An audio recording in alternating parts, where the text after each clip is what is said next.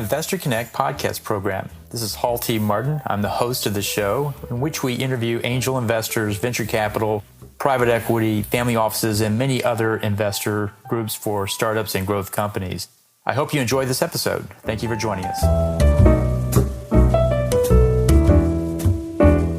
Well, hello, this is Hall Martin with Investor Connect. Today we're here with Bradley Rotter, an impact investor focused on the security of the homeland. Bradley, thank you for joining us. Thank you. It's an honor. So what was your background before starting to invest in early stage companies? Well, I started out as a child. I didn't start trading commodities until I was 16.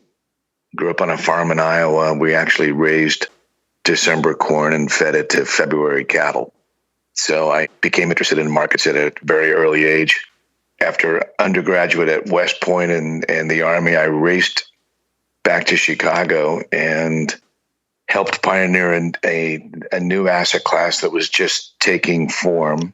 It was called financial futures, and it was controversial at the time. Nobody thought we needed it. We had futures trading on meats and metals and agricultural commodities, but it seemed to me that futures contracts on the largest commodity of all, money, made a lot of sense to me.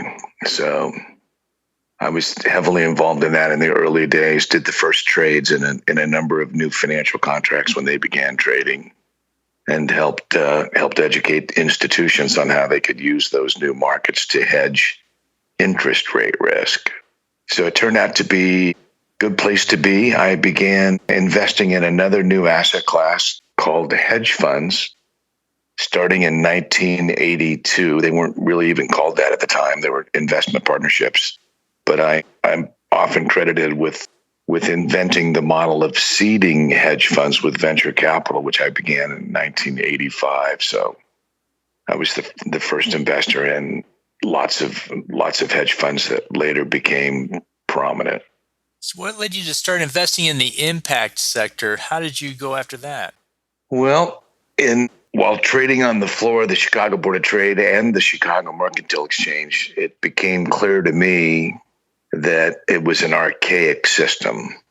Grown men yelling, kicking, screaming, shoving, and spitting was great fun, but it was quite inefficient. So I made the forecast that floor trading was going to go away. So I loaded up the truck and moved to California to be closer to technology. So I was heavily involved. I saw the internet early on and began making investments in that space. It was after 9/11 when I decided to dedicate my time, energy, and capital to those companies impacting the security of the homeland. So what's your advice for people that want to invest in the impact sector? We have a lot of investors and they're trying to figure out where to go with this. And what's your advice to them? Well, time has sped up thanks to the internet. So the unit of time is different than it used to be. My interest in technologies impacting the security of the homeland is that I believe from an investment perspective, they will be non-correlated, and if I'm right, negatively correlated to other asset classes. And clearly the need for security and blockchain and those kinds of investments is great. And so I think I'm trying to personally impact the security of the homeland by finding these young companies early and providing them with capital and advice and making them a reality. In what way are they having a negative correlation to the other asset classes? Why is that going the other way? Well, typically when there's a shock like 9/11, the 9/11 was the most successful non-nuclear military attack in the history of mankind. The 18 guys killed 4,000 and took $2 trillion of enterprise value off the target. That was a good one. And there's really only one occurrence there's only one other military attack in history that comes close. That was the Trojan horse. That was a good one also. And so that negative correlation on that day was pretty obvious. Stocks were slammed and it was a pretty amazing attack. Will that happen again? Absolutely. It'll take a different form.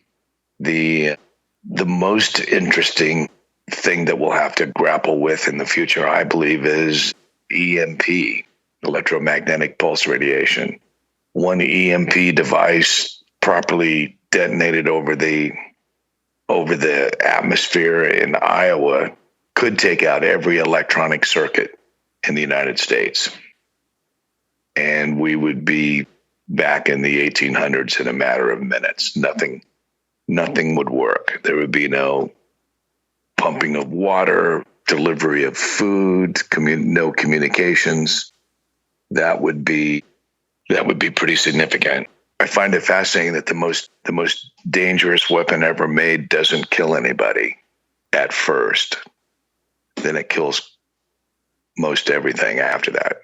I'm not looking forward to an EMP attack. I told my wife I could go without water longer than I could go without Wi-Fi.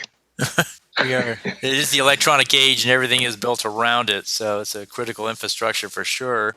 So let's talk about the state of investing in startups, in particular the impact startups that affect Homeland Security. What do you see going on there, and how's that industry evolving? It seems like it's picking up speed due to attacks like 9/11 and other attacks on the Homeland.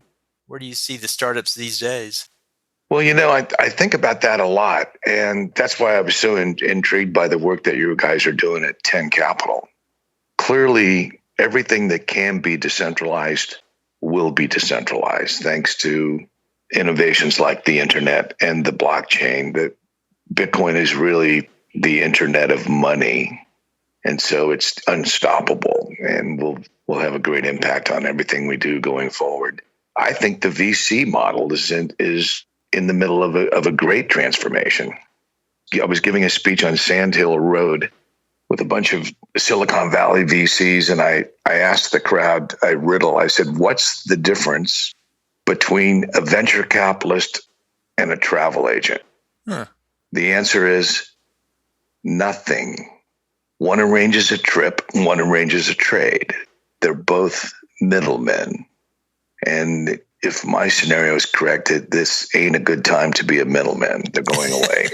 Absolutely. In this day and age of data, you can do almost anything with data. There is an argument to be made that VCs still provide management expertise, no longer just data, because that's being done in other ways. But we'll see how long it goes. It does seem the VC model is kind of going down and out. Everyone now has access to a fund. Everyone has access to deals. Everyone has access to a group, and it's no longer cloistered into a small group of people. It certainly seems like it's democratizing and diversifying very quickly. Yeah, and one of my impact investments is Ranger Scientific, who is preparing a deal with 10 Capital. I think that company impacts the security of the homeland and has the additional very interesting component of being in a federally designated opportunity zone. I think that's probably one of the most significant financial stimulus innovations that I've seen in my career. So tell me more about Ranger. What do you think is going to be the impact of that company on the sector? What new capabilities will we get out of that? Ranger is a fascinating company. I was introduced to the CEO, Dan Perlson, and have gotten to know him in the company. And I guess it's my background. I grew up with a gun in my hand. We raised Angus cattle. Unless I came home from school and grabbed a weapon and went out and killed something, we had steak every single night for dinner. So I've been shooting for a long time. The Ranger has developed what I call digital ammo.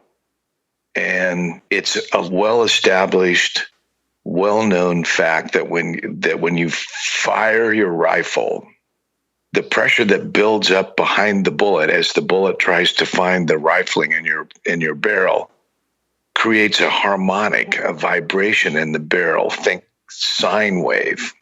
And depending on where that sine wave is, when the bullet exits the rifle, the bullet can be thrown left or right because the barrel is vibrating.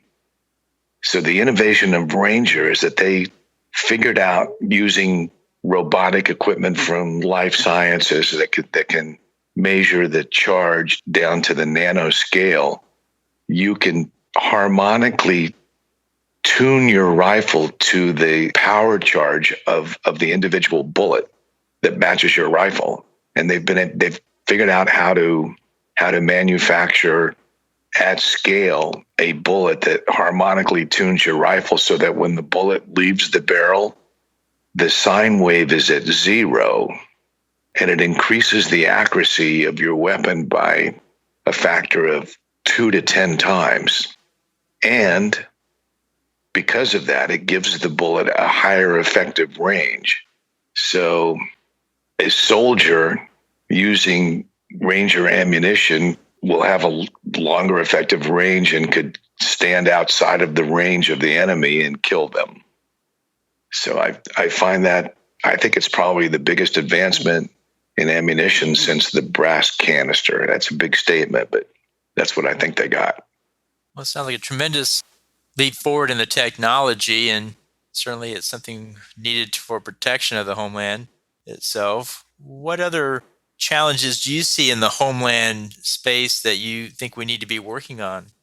I've become quite interested in quantum computing, and I think that's going to be the next new paradigm that changes almost everything. Quantum computers are 1 billion times faster. So I'm seeding an investment in a company called Entanglement that's a massive public-private partnership with the U.S. government to build the first quantum computing center in Newport, Rhode Island, as an attempt to catch up with the Chinese who have pulled ahead of us in quantum science.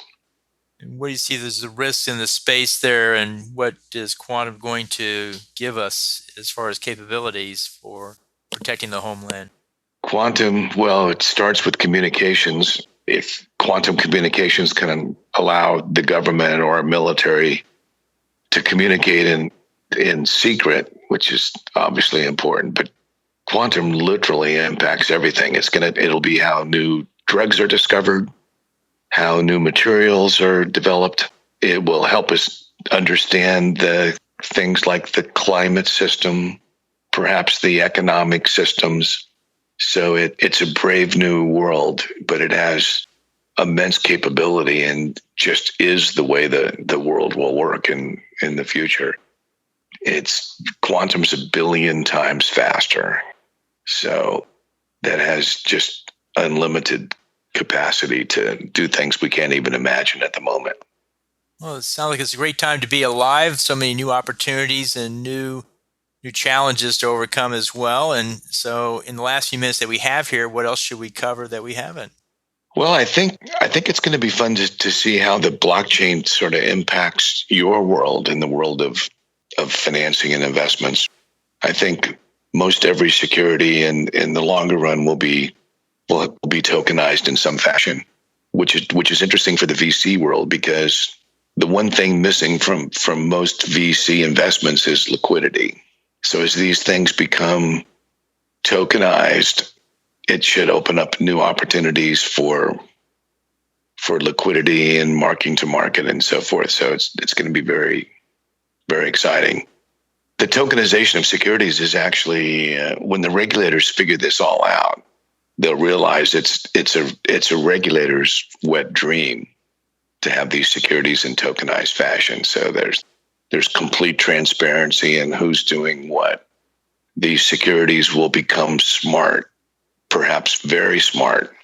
Securities themselves will know if they're restricted. The securities will know if they can only be sold to an accredited investor and so forth. It's really going to be fun to watch this unfold. A lot of promise with the tokens. It really opens up a whole new dimension in the financial space and gives a lot more capabilities than is there now.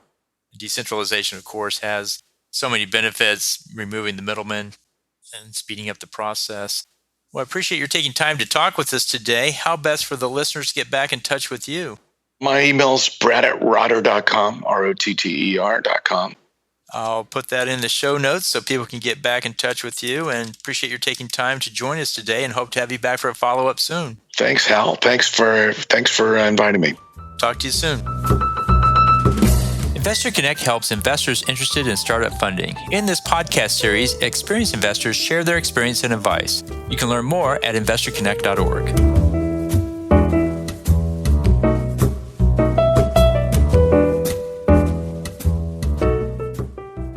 Paul T. Martin is the director of Investor Connect, which is a 501c3 nonprofit dedicated to the education of investors for early stage funding. All opinions expressed by Hall and podcast guests are solely their own opinions and do not reflect the opinion of Investor Connect. This podcast is for informational purposes only and should not be relied upon as a basis for investment decisions.